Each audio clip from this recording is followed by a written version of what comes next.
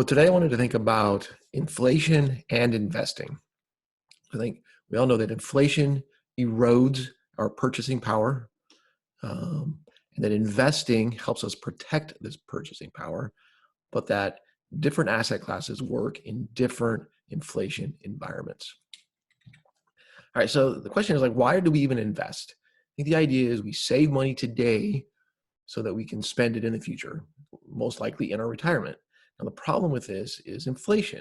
If we just save a dollar, put it in our mattress, inflation is going to render the purchasing power of that dollar lower than it is in the future.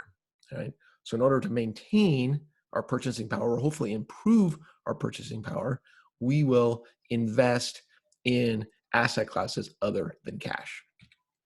Now, if we're in a high inflation environment, uh, you say that, things like commodities, especially gold, are pretty good inflation hedges.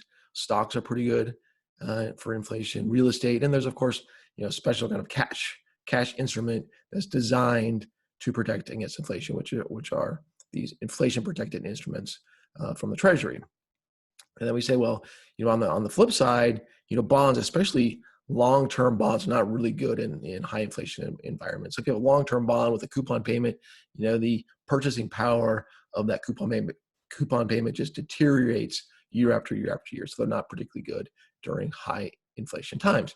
Now, on the low inflation side, or even maybe deflation side, so that the good investments in that environment are going to be investment grade bonds, defensive stocks, maybe dividend paying stocks, or cash, because inflation is low or is deflating. And bad would be kind of the opposite, where we have commodities and real estates or growth stocks that are not really growing very well, or maybe even deflating too. So these would be kind of the bad investments.